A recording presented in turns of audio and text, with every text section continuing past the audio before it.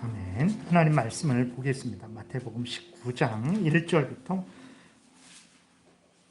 9절까지입니다. 마태복음 19장 1절부터 9절. 제가 봉독해 드리겠습니다. 예수께서 이 말씀을 마치시고 갈릴리를 떠나 요단강 건너 유대지경에 이르시니 큰 무리가 따르거늘 예수께서 거기서 그들의 병을 고치시더라. 바리새인들이 예수께 나와 그를 시험하여 이르되 사람이 만일 어떤 이유가 있으면 그 아내를 버리는 것이 옳으니까? 예수께서 대답하여 이르시되 사람을 지으신 이가 본래 그들을 남자와 여자로 지으시고 말씀하시기를 그러므로 사람이 그 부모를 떠나서 아내에게 합하여 그 둘이 한 몸이 될지니라 하신 것을 읽지 못하였느냐? 그런즉 이제 둘이 아니요 한 몸이니 그러므로 하나님이 짝지어 주신 것을 사람이 나누지 못할지니라 하시니 여짜오되 그러면 어찌하여 모세는 이혼 증서를 주어 버리라 명하셨나이까? 예수께서 이르시되 모세가 너희 마음의 완악함 때문에 아내 버림을 허락하였거니와 본래는 그렇지 아니하니라. 내가 너희에게 말하노니 누구든지 음행한 이유 외에 아내를 버리고 다른 데 장가드는 자는 간음함이니라. 아멘. 아멘. 기도드리겠습니다. 하나님, 이 시간 하나님의 말씀을 전하고 듣습니다. 성령께서 역사하셔서 하나님의 뜻을 잘 깨달아 알게 도우시고 알려주시는 대로 믿고 따르게 도우소서. 하나님의 영광이 드러날 것이고 많은 사람들이 유익을 얻게 될 것이며 우리도 하나님의 은혜를 누리게 될 줄을 믿습니다. 성령께서 온전히 주장하여 주시기를 간절히 바라고 예수 그리스도의 이름으로 기도드렸습니다. 아멘.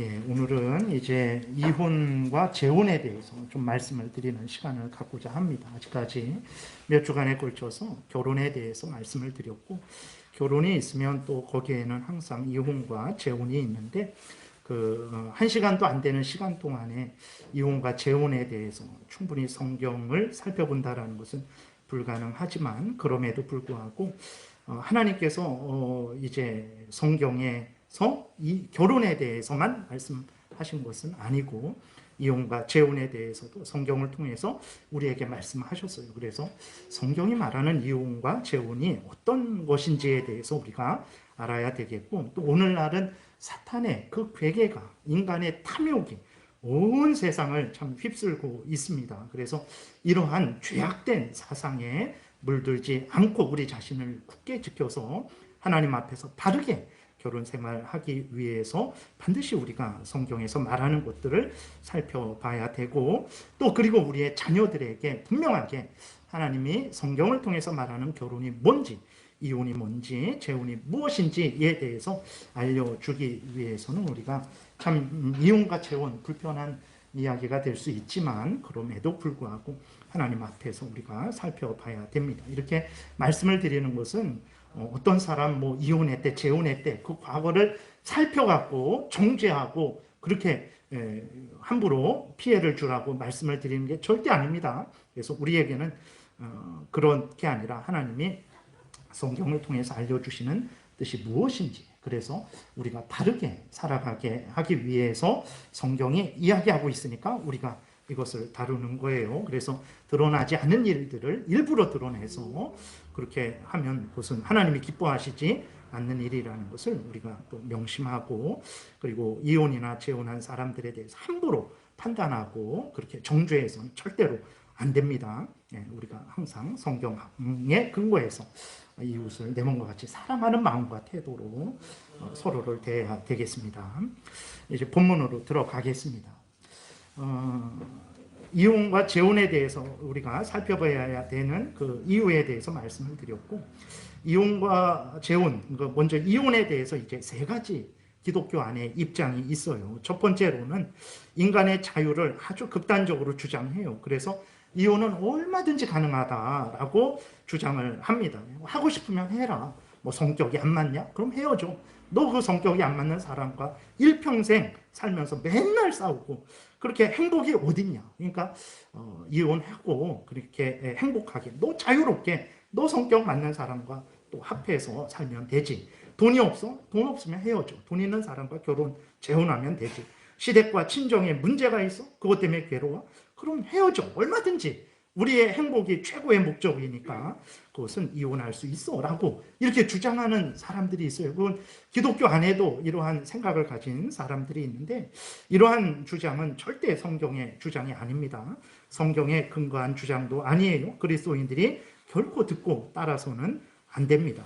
두 번째 주장은 이제 이혼은 절대 금지다라고 주장하는 그러한 것이 있어요. 그래서 죽음 외에는 절대로 결혼이 이제 깨지지 않는다. 그러니까 하나님이 맺어주신 결혼은 죽음으로만 깨진다라고 주장을 하면서 이혼은 절대 불가다라고 하는 주장이 있습니다. 로마 카톨릭이 원칙적으로 그렇게 주장을 해요. 근데 지금은 이제 로마 카톨릭 신자들도 다 이혼하고 그러죠. 근데 원칙적으로는 그렇게 죽음 외에는 결혼을 깨뜨릴 수 없다라고 이렇게 주장을 하고 있고 또 그리스도인들 중에서 일부가 그렇습니다. 그래서 기독교인들 중에서도 아주 신학도 건전하고 보수적인 그러한 건전한 신학을 하는데 이렇게 죽음 외에는 절대로 결혼이 깨어지지 않는다 이렇게 주장을 하죠. 그래서 이혼을 허용을 하지 않죠.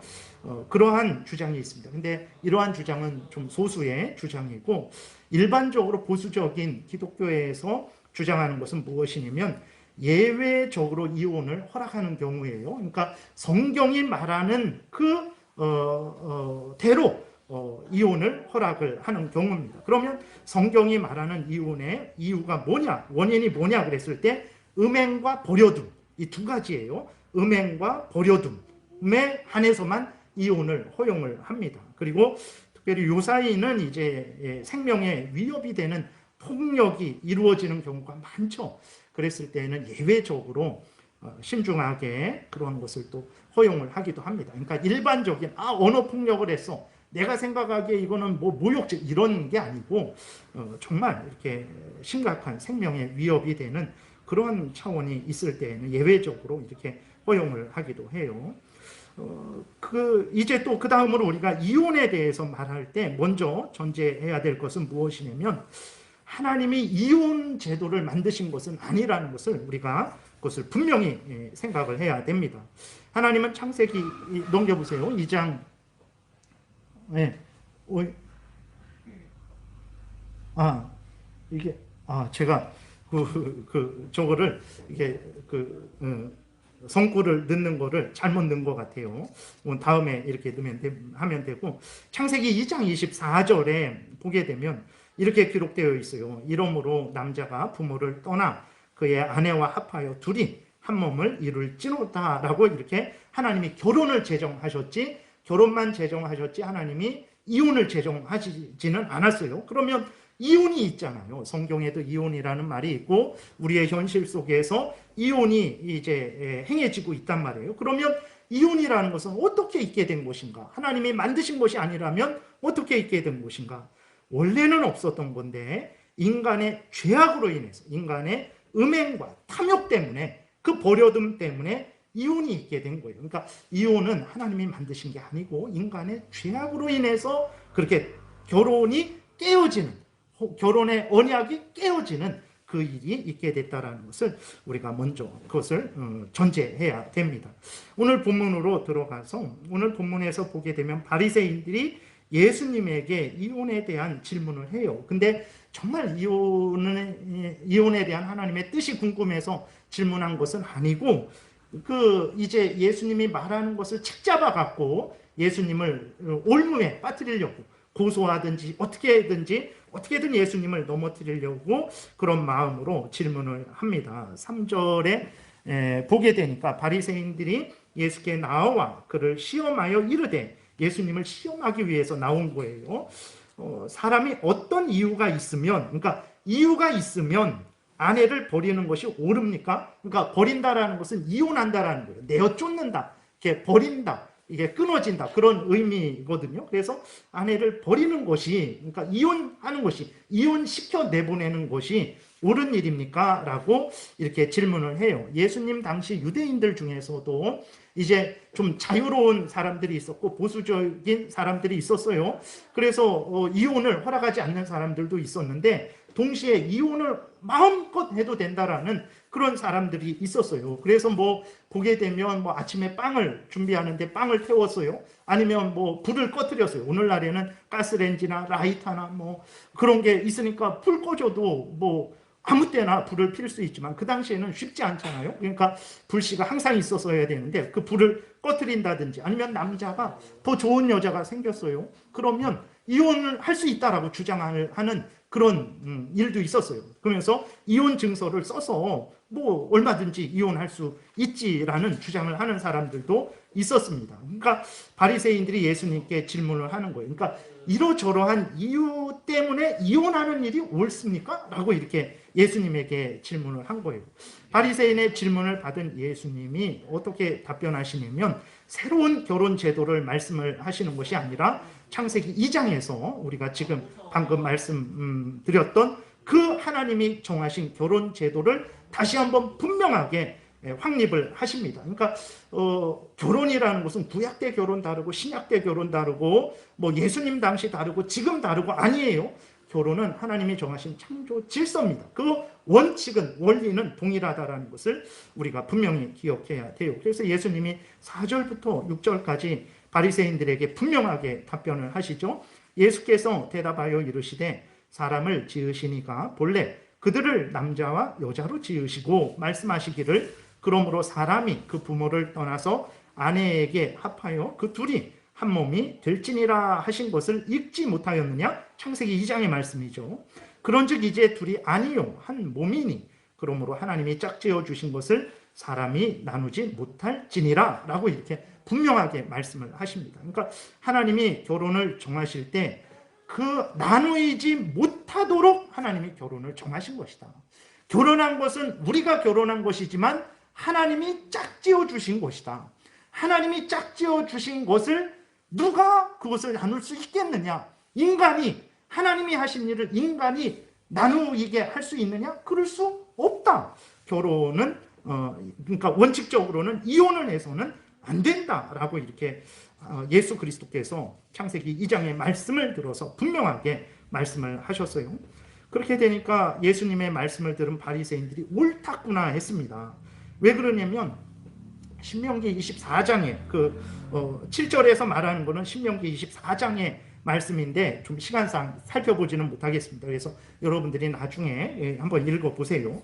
그러니까 왜 그러냐면 신명기 24장에 보게 되면 모세가 뭐라 그랬냐면 이혼 증서를 써주면 이혼이 가능하다. 이렇게 말을 한 것으로 그들은 이해하고 있는 거거든요. 그러니까 이제 예수님이 하나님이 짝지어 주신 것을 나눌 수 없다라고 이렇게 말하니까 아니 예수님 그럼 당신은 율법을 거역하는 자입니까? 율법을 따르지 않는 자입니까? 그럼 모세를 반대하는 자입니까? 모세가 잘못됐다라는 것입니까? 이스라엘 백성들에게는 모세는 하나님 다음이에요. 그러니까 창세기, 출애굽기, 레위기, 민수기, 신명기가 모세에 의해서 정해졌죠. 그것을 율법이라 그럽니다. 율법이라 그러기도 하고 그것의 핵심이 십계명을 또 율법이라고도 하죠. 율법에 대해서는 이제 말씀을 드렸고 이 시간에 또 말씀드리면 시간이 많이 지나니까 이 정도 하겠습니다. 그래서 모세 오경을 율법이라고도 해요. 십계명을 율법이라고 하기도 하고 국가법 시민법을 율법이라고 하기도 하고 의식법 제사법을 율법이라고도 하기도 합니다. 근데 모세오경을 율법이라고 해요.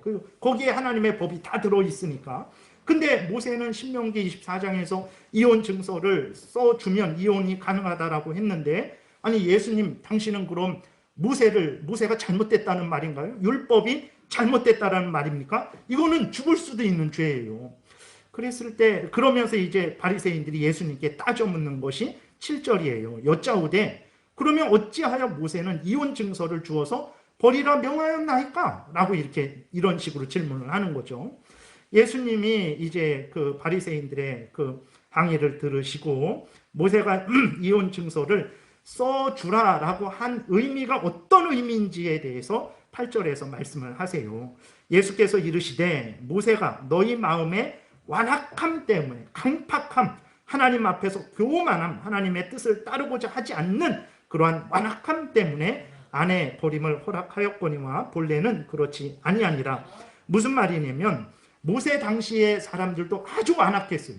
그러니까 하나님이 창조 때부터 결혼은 나눌 수 없는 것이다 라고 분명하게 선언을 했어요. 그래서 그 한번 결혼을 하면 결혼할 때 약속한 대로 뭐 슬플 때나 기쁠 때나 가난할 때나 부할 때나 병들었을 때나 건강할 때나 검은 머리가 팥불이 되도록 죽음이 그 우리를 서로를 갈라놓기 전까지는 정말 마음과 뜻을 다해서 남편은 아내를, 아내는 남편을 서로 사랑하기로 한 그 언약에 대해서 전혀 지키지 않은 거예요. 전혀 그 당시 모세 당시에 이스라엘 백성들도 그렇게 하지 않은 거예요. 그래서 하나님이 정하신 결혼 제도를 따르지 않으려는 완악함이 불신앙에 있었던 거예요. 하나님이 짝지어 주신 결혼에 대해서 인정하지 않는 거죠. 그리고 하나님이 짝지어 주신 결혼에 대해서 만족하지 않고 불만족하는 거예요.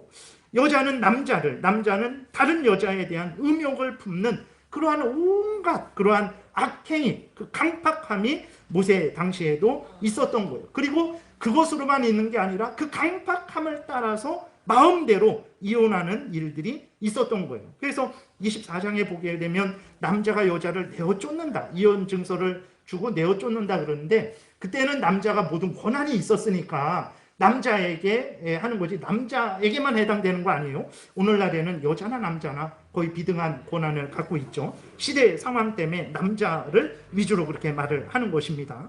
그러니까 이러한 악이 횡행하니까 모세가 이스라엘 백성들로 하여금 함부로 이혼하지 못하도록, 그러니까 자기 마음에 안 든다고 마음대로 이혼하는 거예요. 어떤 이유인데 자기가 생각할 때 이거는 아니다, 뭐 빵을 태웠다, 불을 꺼뜨렸다, 아니면 아기를 낳지 못했다, 아니면 다른 여러 가지 그러한 성경이 말하지 않는 이유를 가지고 자기 마음대로 어떤 이유를 만들어서 막 마음대로 이혼을 하니까 모세가 그렇게 함부로 이혼하지 못하도록, 자기 마음대로 이혼하지 못하도록 이혼 증서를 쓰게 한 거예요. 이혼 증서를 쓰기 전에는 너네 절대로 이혼 못한다 라고 그렇게 함부로 이혼을 하지 못하게 하려고 이혼 증서를 써주고 이혼하라 그런 거죠. 그러니까 모세는 신명기 24장에서 이혼하지 말라라고 이렇게 말을 한 거예요. 근데 모세 당시나 예수님 당시나 다 모세의 말을 왜곡시킨 거예요. 모세의 말을 왜곡시켜서 자신들의 탐욕을 채우는 방향으로, 그러니까 불법한 이혼을 합법으로 바꾸는 방향으로 해석을 한 거예요. 하나님이 모세를 통해서 말씀을 하셨을 때에 그때는 그것은 이혼하지 말아라 라고 말씀을 하신 건데, 이혼하지 말라라는 그 말씀을 어떻게 바꿨습니까? 이혼 증서만 주면 다 이혼할 수 있다로 바꾸어 버린 거예요. 그렇게 예수 그리스도께서 그래서 이제 너희들이 잘못 알고 있는 것이다 라고 말씀을 하시면서 모세가 원래 그렇게 말을 했던 것이 아니다. 그리고 이혼 증서를 써주게 한 것은 여자가 내쫓김을 받았어요. 근데 내쫓김을 받으면 그 여자가 왜 내쫓김을 받았는지 모르죠. 그러니까 다른 사람들이 그 여자를 무시하고 놀이개로 사용한다든지 아니면 많은 그런 불이익이 있게 되죠. 그랬을 때 그 여자가 어떤 음행 때문에 그런 것도 아니고, 그 여자의 어떤 심각한 무슨 잘못 때문에 그런 것도 아니고, 이것은 남편의 그 변덕, 탐욕 때문에 그런 것이라는 그 이혼 증서가 있는 거죠. 그러니까 남편이 이혼 증서를 쓸 때 이혼 증서를 쓰고 그 여자의 손에 쥐어줘야 돼요. 여자에게 줘야 됩니다. 그랬을 때 그 여자가 그것을 받죠. 거짓으로 쓸 수 없죠. 그러니까 그 당시에 연약한 여자들을 또 보호하기 위해서 모세가 이혼 증서를 쓰라고 한 것이지, 이혼해도 되니까, 이혼 증서만 있으면 이혼해도 되니까 쓰라고 한 것이 아니다라고 예수님이 그렇게 8절에서 말씀을 하신 거예요. 정리하면 예수 그리스도께서 그 당시에 이스라엘 백성들의 잘못된 것을 이제 책망을 하신 것이고, 예수님이 그리고 9절부터는 이혼의 이유에 대해서, 이혼의 원인에 대해서 분명하게 말씀을 하세요. 9절에 보게 되니까 내가 너희에게 말하노니 누구든지 음행한 이유 외에 아내를 버리고 다른데 장가드는 자는 간음함이니라 그랬어요. 그러니까 이혼 사유가 있는데 그 이혼 사유는 무엇이냐 그랬을 때 오직 음행이라 그랬어요. 오직 음행한 경우 외에 아내를 버리면, 이혼을 하면 그것은 불법이고, 그 음행한 사유 외에 사유가 아닌데 이혼을 했잖아요. 이혼을 해서 남자가 아내를 내쫓았어요. 내쫓아서 남자가 다른 여자와 결혼하면 그게 간음이라는 거예요. 그리고 내쫓긴 여자도 이제 다른 남자와 결혼하게 되면 그것도 간음이라는 거예요. 왜 그러냐면 이혼 자체가 불법이기 때문에. 불법을 행한 데서 또 결혼을 하게 되면 그것은 간음이다. 예수 그리스도께서 이렇게 말씀을 하는 거거든요. 그래서 예수님은 오직 음행의 경우에만 이혼이 가능하다. 이렇게 말씀을 하시는 거예요. 음행이라는 것은 이제 모든 성적인 범죄를 말합니다. 그래서 간음, 동성애, 근친상간 이러한 범죄, 음행의 죄를 짓게 되면 무죄한 자 쪽에서 죄 없는 자 쪽에서 이혼을 요구할 수 있는 거예요. 예수님은 마태복음 5장에서도 같은 말씀을 하세요. 여기 이제 나와 있는데 이렇게 똑같이 말씀하십니다.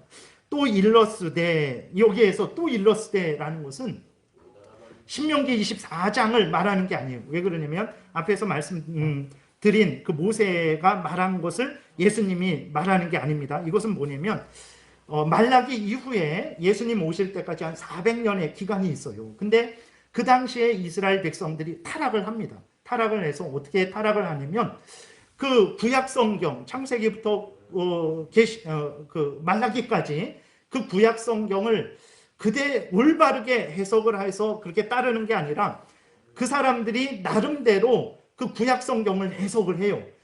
구약 성경 해석한 게 소위 말해서 탈무드 같은 것들이거든요. 그러니까 구약 성경을 따르는 게 아니라 그 장로들, 랍비들이 구약 성경을 해석한 것을 따르는 거예요.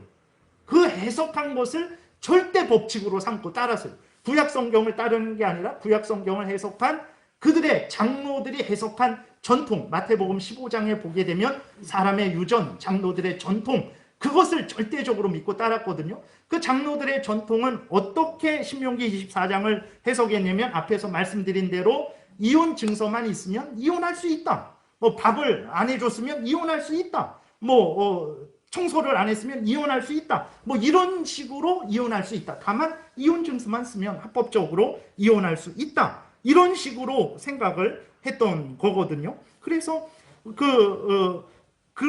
그런데 그렇기 때문에 예수 그리스도께서 음행의 외 그런 걸로는 절대 이혼이 안 되고 음행의 경우에만 이혼을 할 수 있다라고 이렇게 말씀을 하시는 거예요. 그래서 또 31절에 일러스되라는 것은 모세가 너희에게 일러스되 이게 아니라 너희들의 조상들, 그 장로들, 그들의 유대인의 전통, 그들이 너희들에게 일러스되 뭐라고 일렀냐면 누구든지 아내를 버리려거든 이혼 증서를 줄 것이라 이렇게 일렀는데 그것은 잘못된 해석이다. 32절에 나는 너희에게 이르노니 누구든지 음행한 이유 없이 아내를 버리면 이는 그로 간음하게 함이요 또 누구든지 버림받은 여자에게 장가드는 자도 간음함이니라 라고 예수님이 분명하게 말씀을 하고 계시죠. 그러니까 음행은 서로의 결혼의 언약을 깨트리는 거죠. 그러니까 서로 결혼의 언약을 맺었는데 음행은 이제 상대방이 죽는 것과 같은 거예요. 그 결혼의 언약을 깨트린 것이기 때문에 무죄한 자 쪽에서 이혼이 가능하다라고 이렇게 예수님께서 말씀을 하시는 거예요. 그러나 오늘날 우리가 주의해야 될 것은 상대방이 음행을 했을지라도 그렇다고 해서 무조건 이혼해야 되는 거냐? 그렇지는 않습니다. 무죄한 자가 이혼을 요구할 수 있어요. 그러나 범죄한 배우자가 회개하고 용서를 빌 때 무죄한 자는 회개하고 용서를 비는 사람을 용서하고 함께 살아가는 것이 가장 바람직합니다. 참된 회개가 증거되었고 진실된 용서를 비는데도 용서하지 않고 이혼하는 것은 그렇게 바람직한 것은 아니에요. 왜 그렇습니까? 왜 범죄한 배우자가 진정으로 회개하고 용서를 빌 때 우리가 다시 그 사람과 합해야 됩니까? 하나님께서 우리를 그렇게 받아주시기 때문에 그렇습니다. 하나님께서 우리가 범죄하고 회개하고 용서를 빌 때 하나님은 우리를 버리지 않으세요. 다시 받아주세요. 그리고 또 죄 지은 자를 우리가 사해 주는 것이 우리의 의무죠. 우리가 주기도문에서 날마다 하나님 앞에 기도하잖아요. 죄 지은 자를 용서해 주는 것이 우리의 의무이기 때문에 참된 회개를 하고 진실되게 용서를 비는 자 앞에서 굳이 이혼을 주장하지 않는 것이 더 바람직하다라는 것을 우리가 또 생각을 해야 됩니다. 예수님은 음행 외에 이혼하는 것은 불법이고, 불법으로 이혼해놓고 불법으로 이혼한 사람들이 다른 시집과 장가를 가게 되면, 결혼을 하게 되면 그것은 지속적인 간음을 범하는 것이다 라고 이렇게 말씀을 하셨어요. 그래서 예수님이 이혼의 그 원인이 되는 것은 무엇이냐, 음행뿐이다 라고 말씀을 하셨고, 또 성경에서 하나 더 이혼의 그 이유를, 사유를 이야기해 주는데 고린도전서 7장입니다. 고린도전서 7장의 그 내용은 어떤 내용이냐면, 이제 구약 예수님 오시기까지는 복음이 이스라엘 안에만 있었죠. 그러나 예수님 부활 승천하시고 성령께서 강림하시고 그 이후로는 복음이 이제 온 세상으로 전파되었어요. 그래서 온 세상으로 전파되었죠. 그러니까 그 전에는 예를 들어서 뭐 에베소에 살던 사람들, 거기가 토기 지역이니까 복음이 전해지지 않았어요. 근데 사도 바울을 통해서 복음이 전해졌죠. 그러니까 에베소에 살던 사람들은 그 전에는 복음을 듣기 전엔 다 불신자들이었죠. 불신자들이 결혼을 했어요. 불신자들이 결혼을 했는데 바울의 전도를 받고 한 그 부부가 다 믿는 게 아니라 남자만 믿든지 여자만 믿든지 그런 경우가 생겼어요. 그랬을 때 나는 예수를 믿고 이 사람은 아직 예수를 안 믿는데 내가 이 불신자와 같이 살아도 되나? 성경은 같이 살아라 라고 말씀을 하고 있어요. 근데 그러나 믿지 않는 불신자가 당신 하나님을 택할 거야? 나를 택할 거야? 하나님을 계속 나만 사랑하지 않고 하나님도 사랑한다면 나는 당신과 같이 살 수 없어. 불신자가 그렇게 요구할 때, 그때에는 불신자가 먼저 요구할 때에는 신자가 그 사람을 택하지 말고 하나님을 택하는 차원에서 이혼이 가능하다. 이렇게, 이게 버려둠이에요. 그러니까 불신자가 믿는 자를 버리는 거예요. 불신자가 믿는 자를 버릴 때에 신자가 버리면 안 됩니다. 신자가 먼저 이혼을 요구할 수 없어요. 그런데 믿지 않는 자가 믿는 자를 당신이랑 살기 싫다, 예수 믿는 것 때문에 당신이랑 살기 싫다라고 버릴 때, 그때에는 이혼이 가능하다 이렇게 말을 하는 거예요. 그래서 고린도전서 7장 12절부터 있습니다. 보게 되면 여기 가로친 데 보게 되면 이는 주의 명령이 아니라, 그럼 이게 바울의 생각인가? 개인적인 생각인가? 그게 아니라 예수님이 이 땅에 계실 때에는 이 경우가 없었죠. 모두 그 유대교 안에, 이스라엘 안에 있었으니까. 근데 복음이 증거된 이후에 믿지 않는 사람들이 결혼했다가 남편이 먼저 믿든 여자가 먼저 믿든 이런 경우가 생긴 거죠. 그래서 이는 주의 명령이 아니라 라고 했을 때 이것은 그냥 내 생각이야, 개인적인 생각이야가 아니라 예수님이 이 땅에서 직접 말씀하신 것은 아니지만 내가 성령의 계시를 받아서 말하는 거다, 이렇게 하는 것이지, 그렇게 이는 내 주의 명령이 아니다라고 하니까 그럼 뭐 따라도 되고 안 따라도 되는 거 아닙니다. 성경에 있는 모든 말씀은 하나님의 말씀이라는 것을 우리가 잊지 말아야 되는 거예요. 그래서 제가 읽겠습니다. 12절부터 앞에서 설명한 내용이 기록된 거예요. 그 나머지 사람들에게 말하노니, 그 위쪽에서는 이혼하지 말라라는 말을 해요. 그 다음에 새로운 경우에 대해서 12절부터 말해요. 그 나머지 사람들에게 말하노니 이는 주의 명령이 아니라 만일 어떤 형제에게 믿지 아니하는 아내가 있어 남편과 함께 살기를 좋아하거든 그를 버리지 말며, 어떤 여자에게 믿지 아니하는 남편이 있어 아내와 함께 살기를 좋아하거든 그 남편을 버리지 말라. 믿지 아니하는 남편이 아내로 말미암아 거룩하게 되고 믿지 아니하는 아내가 남편으로 말미암아 거룩하게 되나니 그렇지 아니하면 너희 자녀도 깨끗하지 못하니라. 다시 말해서 이제 믿는 아내를 통해서 믿지 않는 남편이 구원을 받을 수 있는 거죠. 복음을 듣고. 그 다음에 반대도 그렇고, 그 다음에 자녀들도 믿는 아버지를 통해서, 믿는 엄마를 통해서 성경 말씀으로 교육을 받아서 거룩한 하나님의 자녀가 될 수 있는 거예요. 그것을 말을 하는 것입니다. 15절에 혹 믿지 아니하는 자가, 근데 이혼할 수 있는 경우죠. 혹 믿지 아니하는 자가 갈리거든, 그 이혼하기를 원하거든 갈리게 해라. 형제나 자매나 이런 일에 구애될 것이 없느니라. 그러나 하나님은 화평 중에서 너희를 부르셨느니라. 다시 말해서 믿지 않는 자가 신앙생활 때문에 이혼하기를 원한다면 하나님을 버리고 믿지 않는 자를 선택하지 말아라. 너는 하나님과 화평하고 하나님을 섬기는 그런 삶을 살아야 될 존재니까 구애받지 말고 이혼을 할 수 있다. 이런 의미로 해석을 합니다. 16절에 아내된 자여 내가 남편을 구원할는지 어찌 알 수 있으며 남편된 자여 내가 내 아내를 구원할는지 어찌 알 수 있으리요. 오직 주께서 각 사람에게 나눠주신 대로 하나님이 각 사람을 부르신 그대로 행하라. 내가 모든 교회에서 이와 같이 명하노라. 그러니까 이제 복음을 듣고 나는 믿었는데 아내는 안 믿었어요. 그것도 하나님의 섭리 가운데 있는 것이고, 그리고 앞으로 너를 통해서 그 믿지 않는 아내나 남편을 구원할 수도 있는 거니까 같이 믿지 않았다고 해갖고 너가 먼저 이혼하는 일은 없어야 된다. 하나님이 부르신 그대로, 하나님이 은혜 주신 그대로 그 자리에서 너의 그 본분을 다해라 라고 이렇게 말을 하는 것입니다. 정리하면 성경이 말하는 이혼 사유는 두 가지. 첫 번째는 음행, 두 번째는 불신자가 신자를 버릴 때, 불신자가 이혼을 요구할 때, 하나님을 믿는 것 때문에 이혼을 요구할 때, 그때 하나님을 포기하라고 요구할 때, 그때에는 이혼을 할 수 있다. 이 두 가지 이유 외에 이혼하는 것은 성경이 허락하고 있지 않습니다. 성경 어디에도 없어요. 그러므로 같이 살면서 질병이 걸렸을 때, 경제적인 어려움이 있을 때, 성격이 다르다고 해서 친정과 시댁의 여러 가정 상황으로 인해서 이혼하는 것은 결코 하나님의 그러한 인정을 받을 수 없다는 것을 우리가 명심을 해야 됩니다. 물론 생명에 위협이 되는 폭력이 일어났을 때는 예외가 될 수 있겠죠. 아무튼 분명한 사실은 성경이 말하는 이혼 사유는 두 가지. 음행과 불신자가 이혼을 요구할 때, 신앙 때문에 이혼을 요구할 때, 그때에는 이혼을 할 수 있다라는 거예요. 그러나 성경의 가르침과 달리 오늘날에는 수많은 사람들이 자기 마음대로 이혼의 기준을 정하죠. 그리고 자기 마음대로 이혼을 합니다. 게다가 자기만 이혼하는 것이 아니라 다른 사람에게도 이혼하라고 부추겨요. 그것이 행복이다라고 부추깁니다. 그래서 그리스도인들도 그러한 말들을 매일 방송을 통해서, 매일 신문을 통해서, 주변 사람들의 그 믿지 않는 사람들의 말을 통해서 흔들리게 되는 거죠.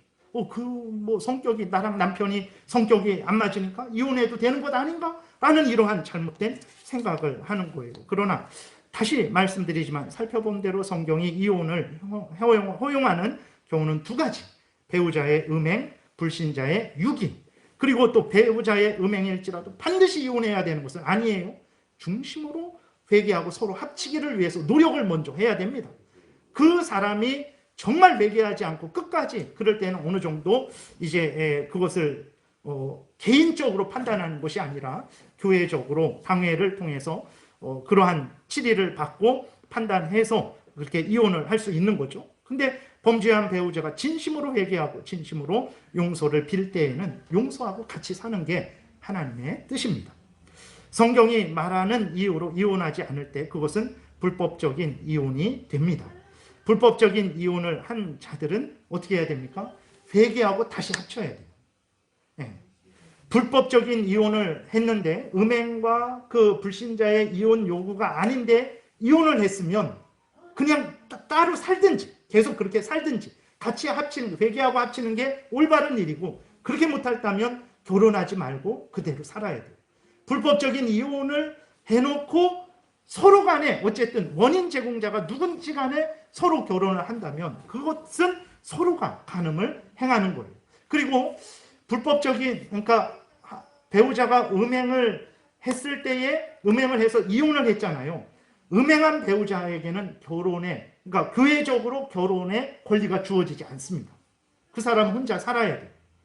무죄한 배우자만 재혼할 수 있도록 그렇게 교회적으로, 역사적으로 그렇게 허락을 한다라는 것도 우리가 생각을 해야 됩니다. 성경이 말하는 이혼이 아닌 불법적인 이혼을 한 후 다시 합치지 않고 서로가 다른 사람들과 재혼하게 되면 그것은 간음이 되는 거예요. 지속적인 간음이 되는 것입니다. 재혼도 그럼 재혼도 당연히 합법적인 재혼은 죽음이 서로 갈라놨을 때, 그러니까 배우자가 죽었을 때에 재혼할 수 있고, 합법적으로 이혼한 사람들에 한해서 이제 재혼을 할 수 있어요. 근데 재혼을 할 때 반드시 주 안에서 믿는 자들과만 재혼할 수 있어요. 그러니까 나중에 전도를 받아서 이제 남편이 먼저 예수 그리스도를 믿고 아내는 안 믿었어요. 근데 아내가 이혼을 요구했어요. 그래서 이혼을 했어요. 근데 아내가 예수 믿지 않고 그래도 다시 사는 게 좋겠다 해갖고 다시 합치자고 할 때에 예수 믿는 사람은 다시 합칠 수 없어요.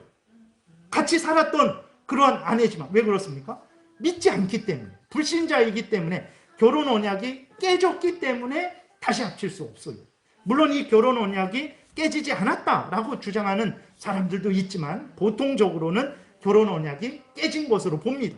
그렇기 때문에 다시 합칠 때에는 믿지 않던 그 아내가 예수 믿으면 다시 합칠 수는 있지만 예수 믿지 않으면 다시 합칠 수 없어요. 재혼은 예수 믿는 자들 주 안에서만 할 수 있는 것이기 때문에 그렇습니다. 물론 이거 다르게 해석하기도 하지만 그냥 이렇게 보통적으로 해석을 해요. 그리고 이혼을 할 때에도 부부가 개인적으로 판단하고 이혼하는 것이 아닙니다. 반드시 교회 당회와 상담하고 당회의 지도를 받아야 돼요.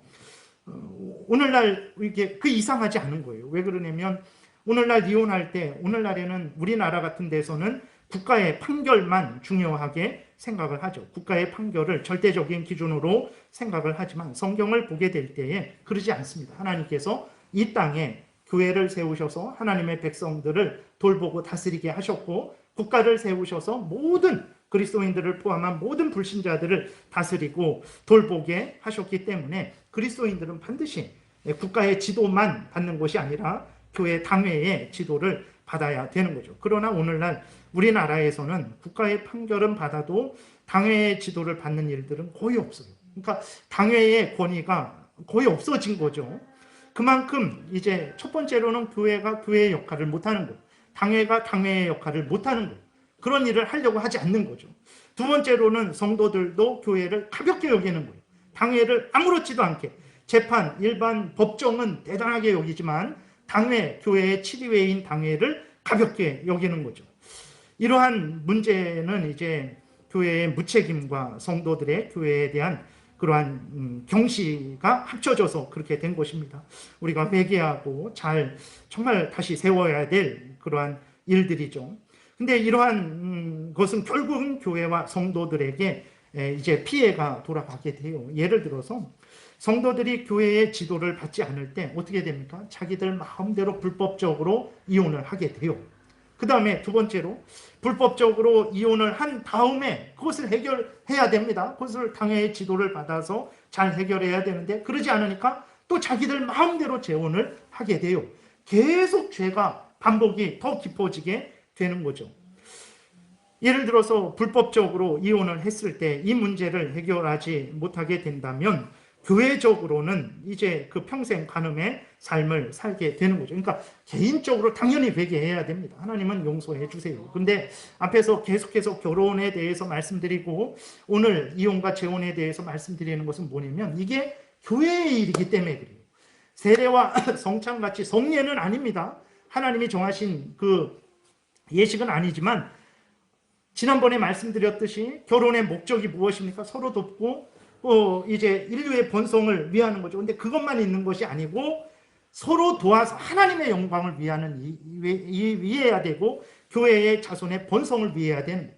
성도들이 결혼하는 일이에요. 그렇기 때문에 이게 교회의 일입니다. 그렇기 때문에 나만 하나님 앞에서 회개할 문제가 아니라 교회적으로 이 일들이 처리가 되어야 되는 문제인 거예요. 그래서 불법적으로 이혼을 했을 때 이 문제를 해결해야 되는 거죠. 그래서 당회가 조사해야 됩니다. 그래서 그들을 정확하게 잘 조사해서 적절한 치리를 해야 되는 거예요. 그래서 불법적으로 이혼을 했다면 직분을 정지시키고 성찬에 참여하는 것을 정지시키고 자신들이 하나님이 정하신 결혼 제도를 깨트린 그 범죄임을 또 깨닫게 하고 그리스도 안에서 서로 용서하지 않은 것에 대해서 또 깨닫게 하고 또 자신도 간음하고 무죄한 배우자에게 간음을 범할 기회를 준 것에 대해서도 깨닫게 하고 또 다른 교회의 성도들에게 나쁜 영향을 준 것도 깨닫게 해서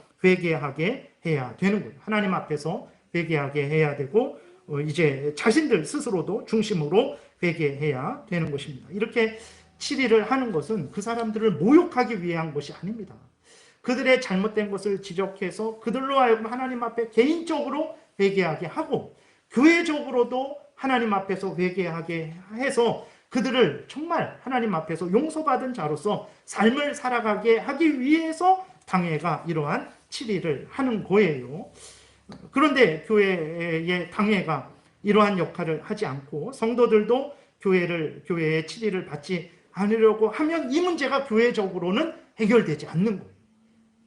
여러분, 그러니까 신앙생활이라는 것이 그렇게 내 마음대로 하고 싶다고 하고 내가 기준을 정해갖고 이렇게 하면 이게 옳은 신앙생활, 저렇게 하면 뭐 그런 신앙생활, 그런 것이 아니라는 것을 우리가 분명히 기억을 해야 되는 것입니다. 신앙생활이라는 것은 하나님의 말씀을 따라 살아가는 게 신앙생활이에요. 교회 생활도 하나님의 말씀을 따라 살아가야 되고 가정생활도 하나님의 말씀을 따라 살아가야 되고 직장생활도 국민으로서의 삶도 다 하나님의 말씀을 따라서 살아가야 되는 거예요. 그게 신앙생활이에요. 그러니까 우리가 얼마나 신앙생활을 할 때에 내가 스스로 세운 기준을 가지고 내 마음대로 신앙생활을 하는지 우리가 돌아봐야 되는 것입니다. 특별히 결혼에 대해서, 이혼에 대해서, 재혼에 대해서 우리가 하나님이 성경에서 우리에게 어떻게 말씀하시는지를 우리가 분명히 알아야 되는 거죠. 말씀을 정리하겠습니다. 이혼과 재혼에 대해서 우리는 함부로 이제 정죄해서는 안 돼요. 그 사람들에 대해서 함부로 정죄하라고 이런 말을 하는 게 아닙니다. 올바로 살고 올바로 권면하고 올바로 서로 사랑하고 용서하라고 이런 말씀을 드리는 거예요. 또 동시에 우리는 우리들 마음대로 이혼과 재혼을 함부로 용납해서도 안 됩니다. 그러면 어떻게 해야 됩니까? 오직 성경에 근거해서 우리가 살아가야 되는 거예요. 중요한 것은 이혼을 말하기 전에 우리는 첫 단추부터 잘 끼워야 되는 거죠. 그래서 바르게 결혼을 해야 되는 것입니다. 물론 가장 바르게 가장 최선을 다해서 하나님 앞에서 결혼을 해도 살다 보면 어떤 문제가 생길지 모릅니다. 이런 문제 저런 문제 정말 감당할 수 없는 그러한 문제들이 생겨요. 그럼에도 불구하고 우리는 어쨌든 결혼을 시작할 때부터 하나님 앞에서 바르게 결혼을 해야 되는 거예요. 그리고 결혼 생활을 할 때에도 내 마음대로 결혼 생활을 하는 것이 아니라 하나님의 말씀을 따라서 결혼 생활해야 됩니다. 하나님의 영광을 위하는 목적을 분명히 하고 서로 돕고 서로 희생하며 결혼 생활을 해야 되는 거예요. 결혼은 단지 우리의 행복이 목적이 아닙니다. 물론 우리의 행복이 들어가 있어요. 그러나 결혼에 그 우리 개인의 행복, 남편과 나의 그 행복이 결혼 전체의 목적이 아니에요. 서로 도와 하나님의 영광을 위하고 하나님의 뜻을 이루고 하나님의 나라를 확장하고 인류의 본성과 무엇보다도 교회의 본성을 이루는 것이 결혼의 목적인 거예요. 이를 위해서 나의 모든 것을 내려놔야 됩니다. 희생해야 돼요. 에베소서 5장에 보게 되면 아내들에게 하나님께서 뭐라고 말씀하십니까? 교회가 예수님께 복종하는 것처럼 남편에게 복종해라 라고 말씀하셨어요. 또 남편들에게 뭐라고 말씀하셨습니까? 예수님이 교회를 위해서 목숨을 버린 것처럼 아내를 위해서 목숨을 버리라 라고 이렇게 말씀을 하셨어요. 우리는 늘 이 말씀을 가지고 살아가야 됩니다. 그래서 하나님의 뜻대로 결혼 생활하기 위해서 모든 것을 내려놓고 하나님의 말씀대로 교회가 예수 그리스도께 복종하는 것처럼 예수 그리스도가 교회를 위해서 목숨을 내어놓은 것처럼 부부가 서로 사랑하며 살아가고 늘 하나님 앞에 기도하고 은혜를 구하는 삶을 살아가야 되는 것입니다. 우리는 다시 한번 신앙생활이라는 것이 우리 마음대로 행하는 것이 아님을 분명히 깨달아 알아야 됩니다. 신앙생활은 내 모든 삶에 있어서 하나님이 성경에서 알려주는 대로 믿고 따르는 것이 신앙생활이에요. 물론 우리가 죽을 때까지 완전히 못하죠. 그래서 우리는 늘 회개하는 것이고 끊임없이 회개하는 것이고 그래서 끊임없이 더 하나님께 기도해야 돼요. 더 은혜를 구해야 되고 더 하나님을 의지해야 됩니다. 날이 갈수록 시간이 갈수록 더 하나님을 가까이 하고 더 내 육신은 약해지고 병들고 정말 쇠퇴해지지만 내 중심은 더욱 하나님을 사랑하고 은혜를 구해야 돼요. 그래야 내가 내 인생을 정말 살아갈 수 있는 것이고 그 인생 속에서 하나님의 영광을 드러낼 수 있는 것이고 다른 사람을 유익하게 할 수 있는 것입니다. 이럴 때 하나님께서 또 우리를 기뻐하시고 우리에게 복을 주시며 우리를 통해서 하나님의 향기를, 그리스도인의 향기를 세상에 드러내어서 어둠 속에 있는 자들로 하여금 빛으로 인도함을 받도록 사용을 하시는 것입니다. 여러분, 범사에 특별히 결혼과 이혼과 재혼에 있어서 오직 하나님의 뜻대로 행하시는 여러분들이 되시기를 바랍니다. 기도드리겠습니다. 살아계신 하나님 아버지, 참으로 성경이 우리에게 무엇을 말하는지 잘 듣게 하시고 내 마음대로 내가 좋은 것만 행하고 살아가는 것이 아니라 모든 삶에 있어서, 신앙생활에 있어서, 일상생활에 있어서, 특별히 결혼 생활에 있어서 성경에서 알려주시는 대로 믿고 따르는 복된 삶 살게 도우소서. 우리는 부족하고 연약하오니 은혜를 주시고 힘을 주시고 성령께서 항상 인도해 주셔서 하나님 앞에 바로 서는 우리 모두가 되게 도우소서. 예수님 이름으로 기도드렸습니다. 아멘.